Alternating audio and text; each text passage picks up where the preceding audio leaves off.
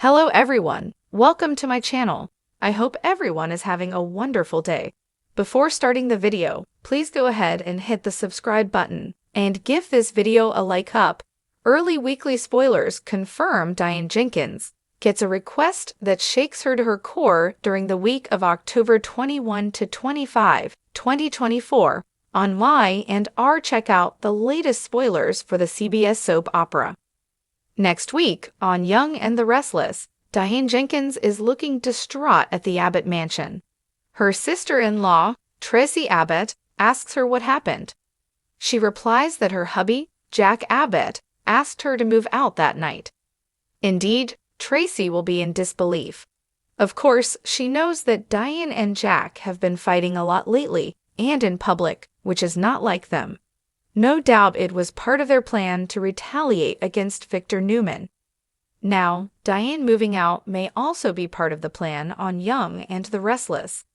However, things are starting to look extremely real, and Diane's marriage to Jack could very well be in real jeopardy soon. While Jack Abbott's Peter Bergman marriage to Diane Jenkins, Susan Walters, hangs on by a thread, someone else's life is spiraling out of control. Next week, Detective Chance Chancellor, Connor Floyd, is with the Genoa City Police Department. They begin a search at Daniel Romolotti's, Michael Graziette apartment. They're looking for anything that can help them figure out exactly what happened to Heather Stevens, Vale Bloom. Then, one of the officers tells Chance he's got something on Young and the Restless. Whatever this new evidence is could be something else that Sharon Case, planted to frame Daniel. Or it could be a clue that proves he did not kill Heather. Chances are, things get worse for Daniel before they get better.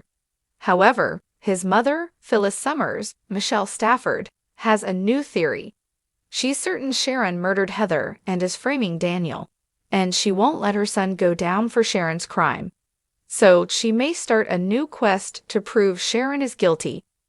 While the police find a new clue at Daniel's place, he takes a video call with his dad, Danny Romolotti, Michael Damian. He asks his son what evidence the police have on him in Heather's murder investigation. Daniel says it's solid enough that he's expecting a knock on his door at any moment. Of course, he knows he didn't kill Heather on Young and the Restless. But he can also see that whoever is framing him is doing it well, and he could end up taking the fall. Y&R is thrilling these days. Don't miss a minute to see if this is really the end for Diane Jenkins and her husband, Jack, on the CBS Sutzer. Genoa City is no stranger to drama, but the week ahead promises to shake the Abbott household to its very core. Just when Diane Jenkins thought she had finally secured the life she longed for, a powerful position, a reconnected family, and the love of Jack Abbott, fate has other plans. This week, a storm is brewing, and Diane is standing directly in its path. It begins on a deceptively peaceful Monday morning.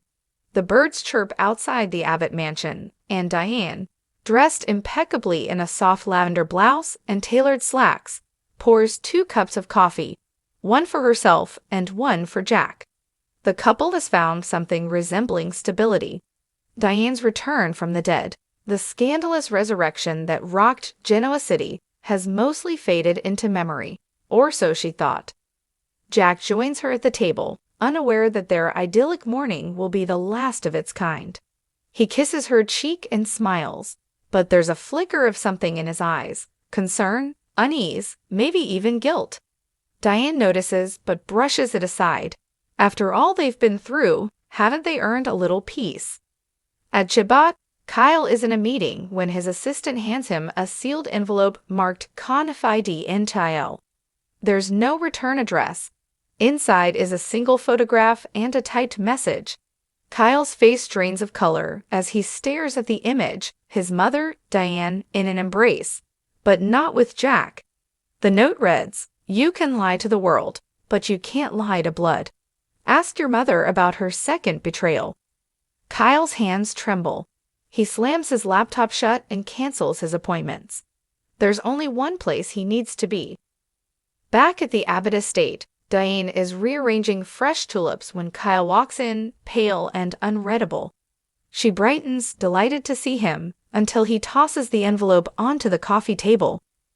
Diane's hands are steady at first, but they falter when her eyes land on the photo. Her expression shifts from confusion to fear, then to calculated calm. She takes a breath. This is nothing. It's old. Diane opens her mouth to reply, but the words don't come. Her silence says more than any lie ever could. That's funny, Kyle says bitterly, because it looks like you were sneaking around with the man who almost destroyed this family. Word travels fast in Genoa City, especially when fueled by betrayal. By the time Jack returns home, he's already heard from Kyle. Diane waits for him, her eyes rimmed with red, but Jack is ice. I gave you everything, he says, voice trembling not from anger but hurt. I fought for you when no one else would. I made a mistake, Diane pleads.